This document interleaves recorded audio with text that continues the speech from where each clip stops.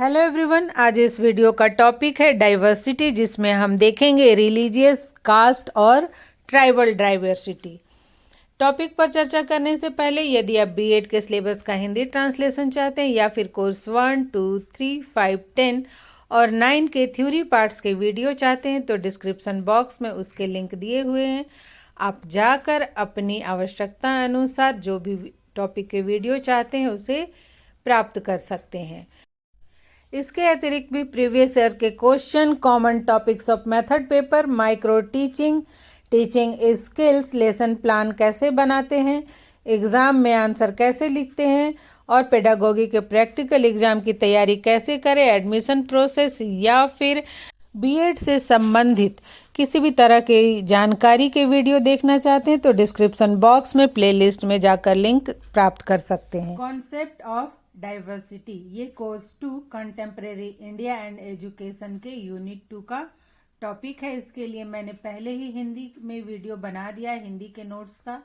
ये इंग्लिश के नोट्स का वीडियो है जो आपके लिए शायद हेल्पफुल हो। तो सबसे पहले हम समझते हैं कि विविधता क्या है। तो विविधता का जो शब्द है, इस शब्द का तात्पर्य लोगों या चीजों के बीच अंतर या भेद या असमानता से है। दूसरे शब्दों में विविधता का आशय व्यक्तियों एवं समूहों में पाई जाने वाली असमानताएं हैं, लेकिन इन विभिन्नताओं या असमानताओं के बावजूद भी इसमें स्वीकृति एवं सम्मान सन्निहित होता है। अर्थात व्यक्तियों का जो समूह होता है, इनमें विविधता होती है, लेकिन वे एक दूसरे की स्वीकृति, एक दूसरे को स्वीकार करते हैं, एक दूसरे का सम्मान करते हैं। ये असमानताएं व्यक्तिक, प्रजाति, लिंग, सामाजिक, सांस्कृतिक, आर्थिक, आयु, शारीरिक क्षमताओं, धार्मिक विश्वासों जैसे विभिन्न पहलुओं के आधार पर हो सकती है। तो ऐसे हम कह सकते हैं कि विविधता का तात्पर्य ऐसी स्थिति से है जिसमें समस्त भाषाई, क्षेत्रीय, भौगोलिक एवं सांस्कृतिक रूप से अलग अलग रहने वाले मानव एक समूह में एक स्थान पर एक साथ निवास करते हैं।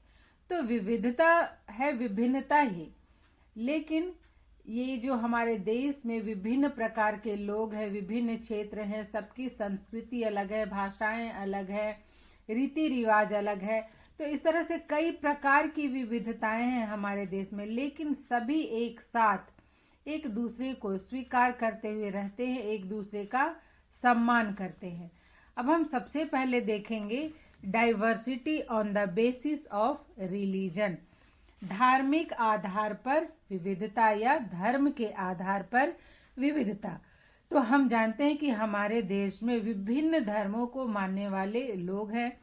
हमारा जो देश है वो एक धर्मनिरपेक्ष राष्ट्र है। भारत में या फिर हमारा देश भारत विभिन्न धर्मों की जन्मभूमि रही है।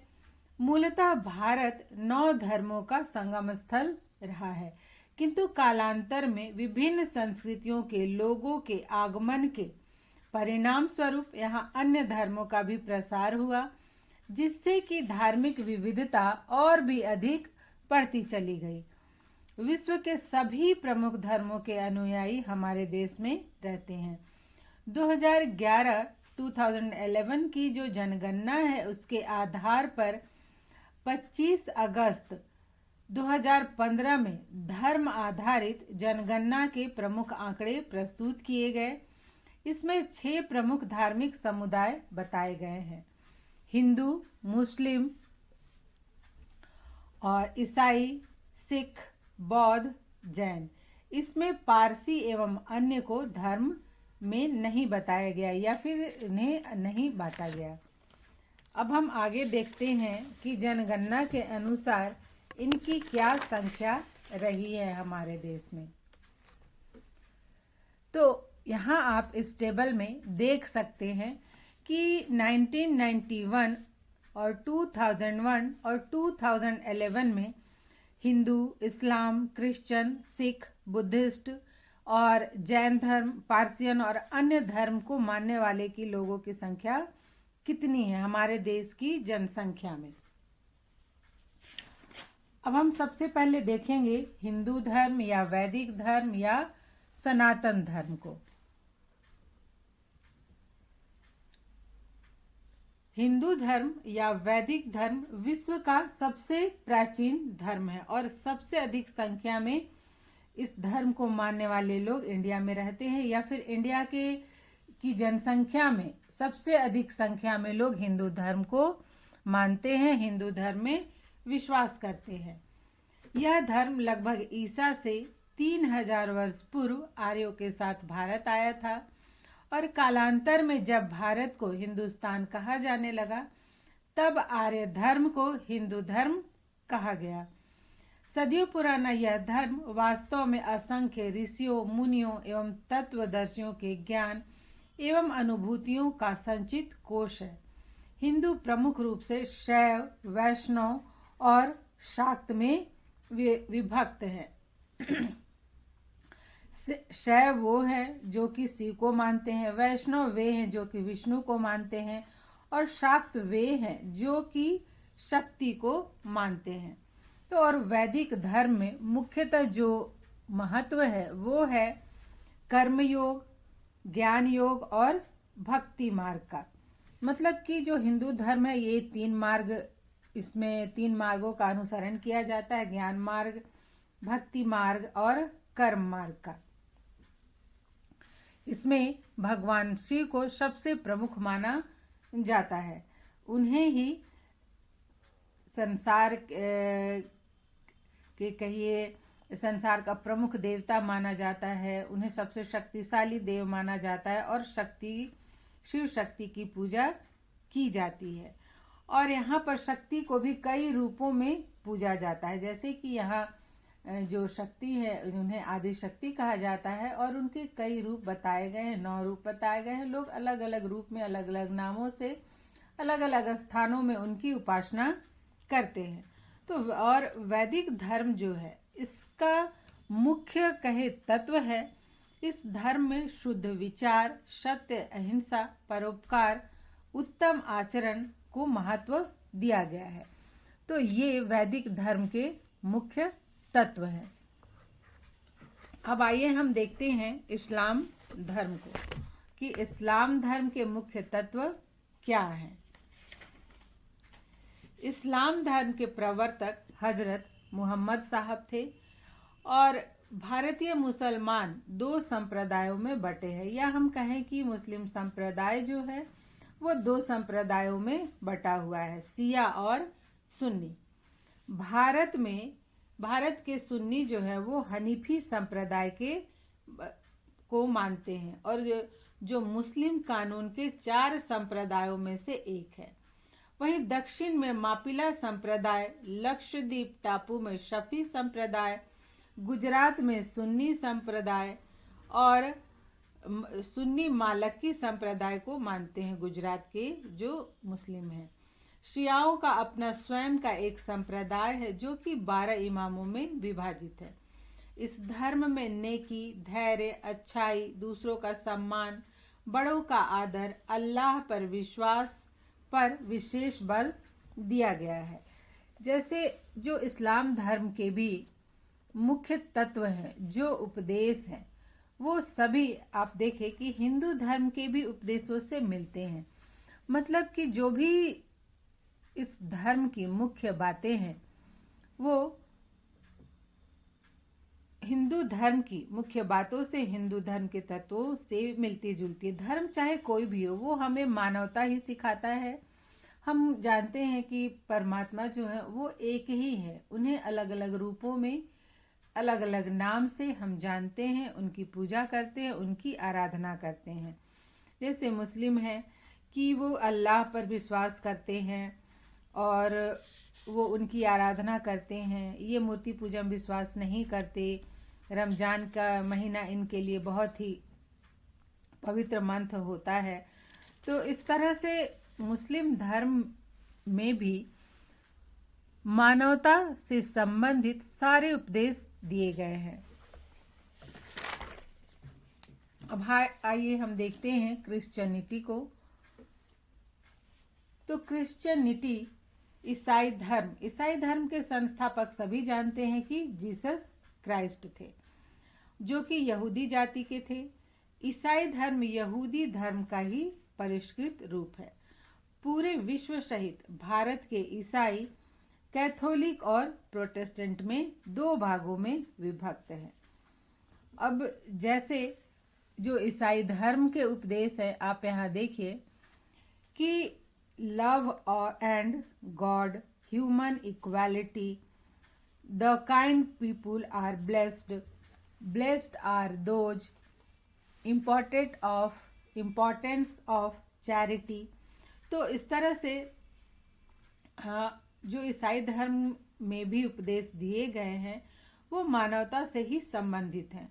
वर्तमान में हम देखते हैं कि ईसाई धर्म और भी कई भागों में विभक्त है, जैसे सीएनआई, 7 डे मिशन, पेंटिकोस्टल इत्यादि। इसकी भी कई शाखाएं हैं, किंतु ईसाई धर्म में सभी लोग जीसस क्राइस्ट को ही मानते हैं और उनके उपदेशों को ही फॉलो करते हैं। और आज ईसाई धर्म को मानने वालों में हिंदू, मुस्लिम धर्म के लोग भी शामिल हो गए हैं। ईसाई धर्म के प्रमुख उपदेश भी हैं अच्छाई, पवित्रता, उदारता, सभी प्राणियों से प्रेम, सेवा, पाप के लिए प्रायश्चित, अहिंसा, क्षमा, दया, त्याग और ईमानदारी इत्यादि। तो इस प्रकार से हम देखते हैं, हमने देखा कि हिंदू धर्म, मुस्लिम धर्म और ईसाई धर्म, इसमें हम जो परमात्मा है, ईश्वर है, गॉड है, उन्हें हम अलग अलग नामों से मानते हैं, लेकिन इन धर्मों के जो प्रमुख तत्व हैं कहीं ना कहीं इनमें समानताएं हैं। ये बहुत ही समान हैं। इसमें मानव की जो अच्छाइयाँ हैं, मानव को जो अच्छे रूप में विकसित होने की प्रेरणा ही दी जाती है। अब इसके बाद हम देखते हैं सिख धर्म। सिख धर्म का उदय हिंदू धर्म की बुराइयों को दूर करने के लिए हुआ था। इस धर्म के संस्थापक थे गुरु नानक देव और इस धर्म के 10 गुरु हुए।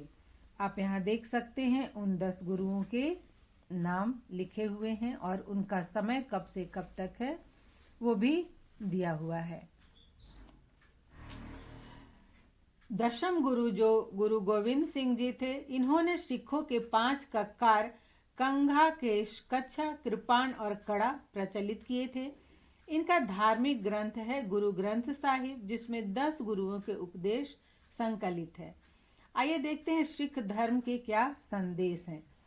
तो सिख धर्म के भी जो संदेश हैं वो अन्य धर्मों से ही मिलते जुलते हैं।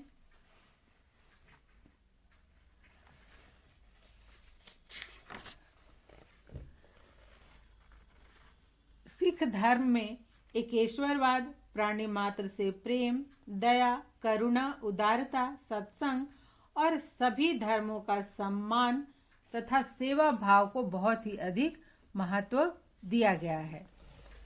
अब आइए देखते हैं कि बुद्ध धर्म या बौद्ध धर्म क्या है और बौद्ध धर्म में या बौद्ध धर्म की मुख्य बातें क्या हैं।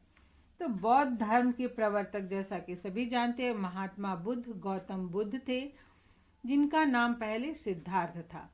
बौद्ध धर्म पहले भारत में पर्याप्त रूप से फैला था, किंतु वैदिक हिंदूवाद के बाद यह कुछ स्तरों तक ही सीमित हो गया।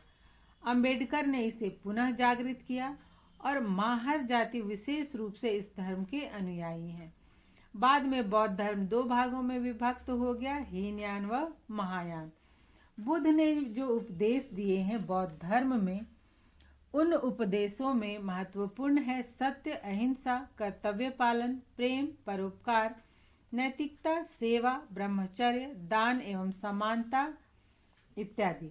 तो इस तरह से महात्मा बुद्ध ने भी अपने बौद्ध धर्म में अन्य धर्मों की तरह ही मानवता के गुणों को विकसित करने का उपदेश दिया और मानवता के गुणों को ही महत्व दिया। अब हम देखते हैं जैन धर्म कि जैन धर्म क्या है और जैन धर्म के मुख्य तत्व कौन कौन से हैं। जैन धर्म के 24वें तीर्थंकर थे वर्धमान महावीर। इन्होंने 12 वर्ष की तपस्या के बाद कैवल्य अर्थात ज्ञान प्राप्त किया। इन्होंने इंद्रियों को वश में करके उन पर विजय प्राप्त किया था, इसलिए इन्हें जिन कहा गया एवं इनका धर्म जैन धर्म कहलाया। इस धर्म के भी दो भाग हैं, दिगंबर जो निर्वस्त्र रहते हैं, श्वेतांबर जो श्वेत वस्त्रधारी हैं। इस धर्म के भी प्रमुख जो उपदेश हैं या तत्व हैं कहें, सभी जीवों से प्रेम, अहिंसा, ब्रह्मचर्य, सत्य, सदाचार, जाति व्यवस्था निषेध, तप इस धर्म के मुख्य उपदेश हैं। तो इस तरह से जो जैन धर्म है इसके भी जो उपदेश हैं अन्य धर्मों से ही संबंधित हैं। आप देखें हर एक धर्म में एक ही बात कही गई है। अब हम उसके बाद देखते हैं पारसी धर्म। तो पारसी एक लघु समुदाय है जो 8वीं शताब्दी में भारत आया। इस धर्म के संस्थापक जरथुष्ट्र थे। इसके अतिरिक्त भारत में और भी अन्य धर्म हैं, किंतु धर्म चाहे कोई भी हो, सभी सत्य, अहिंसा, सदाचार, परोपकार, ईमानदारी का पाठ पढ़ाते हैं और सभी धर्मों का मूल तत्व एक ही है। तो इस तरह से हमने देखा कि जो धार्मिक विविधता है, हमारे जो देश में विभिन्न तरह के धर्म को मानने वाले लोग रहते हैं, लेकिन सभी धर्मों का जो मूल तत्व है वो एक ही है कि प्राणी मात्र से प्रेम करो, ईमानदारी से रहो, सत्य बोलो, अहिंसा धर्म का पालन करो और उदारता का उपदेश दिया गया है, बड़ों का सम्मान करने का उपदेश दिया गया है। तो यहाँ आप देखिए विविधता होते हुए भी, ये धार्मिक विविधता होते हुए भी इनका जो मूल तत्व है वो लगभग एक ही है, एक समान ही है। तो इसे ही हम कहेंगे धार्मिक विविधता तो है लेकिन इसमें धार्मिक एकता भी है। अब आइए हम देखते हैं diversity on the basis of caste, अर्थात जातीय आधार पर विविधता, कि जाति के आधार पर क्या है जातीय विविधता। भारतीय समाज में हम जानते हैं कि जो प्राचीन काल या कहें कि वैदिक समाज जो था वही से जातिगत विविधता की शुरुआत होती है। भारतीय समाज में जो जातिगत विविधता है ये हिंदू संस्कृति की ही देन है। भारतीय समाज के अन्य धर्म जैसे मुस्लिम और ईसाई संप्रदाय के कुछ समूहों में भी इसी प्रकार की व्यवस्था देखी गई है। सामान्य तौर पर जाति के आधार पर जो विभाजन देखने को मिलते हैं हमारे भारतीय समाज में वो 4 प्रकार के हैं। वो क्या क्या हैं? ब्राह्मण, क्षत्रिय, वैश्य और शूद्र 4 भागों में विभक्त था प्राचीन काल में हमारा भारतीय समाज। ब्राह्मण में विद्वान समुदाय जिसमें याजक, विद्वान, विधि विशेषज्ञ, मंत्री और राजनयिक शामिल हैं। क्षत्रिय समाज में राजा के उच्च पद के लोग, सैनिक और प्रशासक शामिल हैं। वैश्य वर्ग में व्यापारी, कारीगर, सौदागर, दुकानदार, खेत के मालिक शामिल हैं। शूद्र में सेवा करने वाली प्रजाति शामिल है। तो हमारे जो प्राचीन काल में जाति व्यवस्था इस तरह से 4 भागों में विभक्त थी, लेकिन जब उत्तर वैदिक काल आया उस समय जाति व्यवस्था जन्म पर आधारित ना होकर वो कर्म पर आधारित हो गई और बहुत सारी उपजातियों का उस समय उदय हुआ।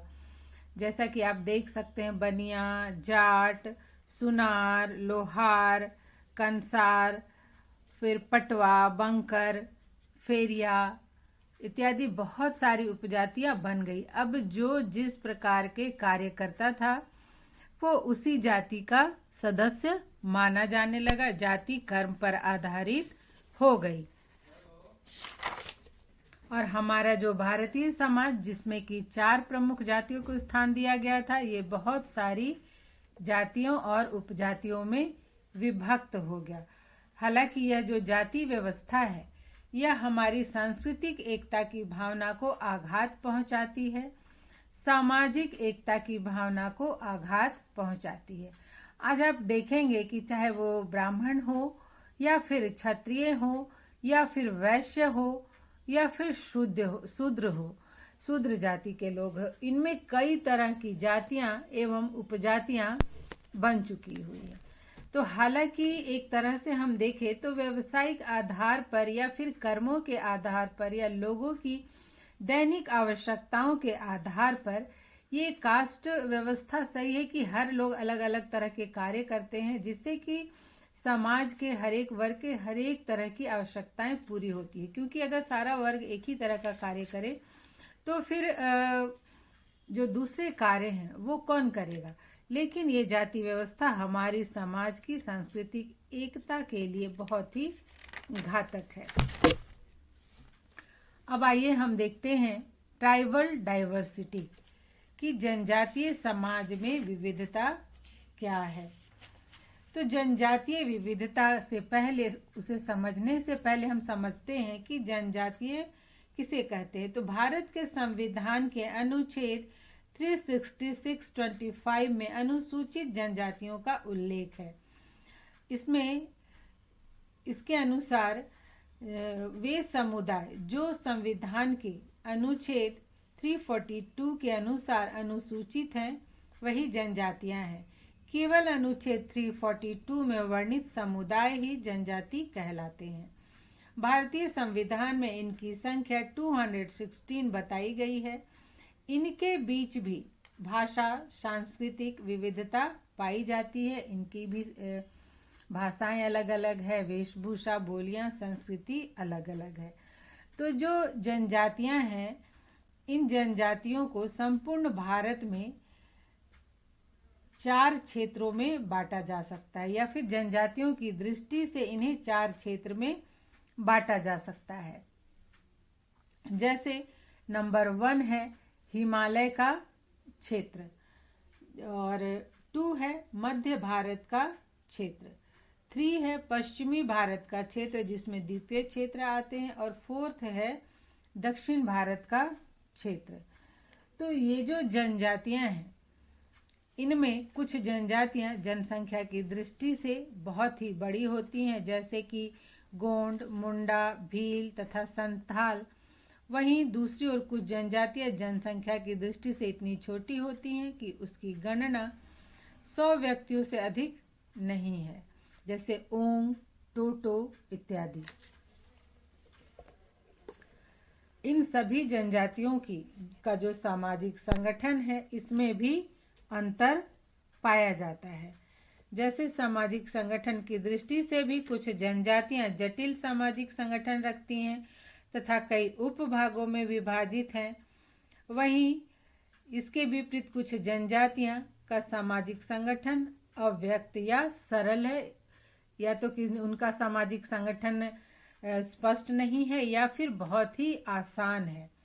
अब कुछ जनजातियों का पारिवारिक स्वरूप जो है वो भी विभिन्न है। जैसे कुछ जनजातियां पितृसत्तात्मक, पितृस्थानीय और पितृवंशीय हैं, तो कुछ मातृसत्तात्मक, मातृस्थानीय एवं मातृवंशीय हैं, जैसे कि कुकी, गारो इत्यादि जनजातियां।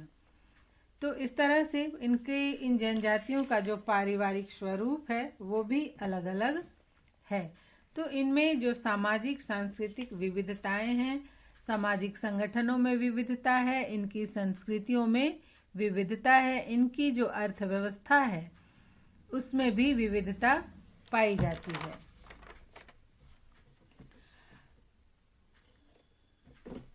तो इस प्रकार से इसमें हमने देखा कि भारत में जो विविधता है उसमें धार्मिक, जाति और जनजातीय आधार पर क्या विविधताएं हैं। आज यहीं तक, मिलते हैं नेक्स्ट वीडियो में।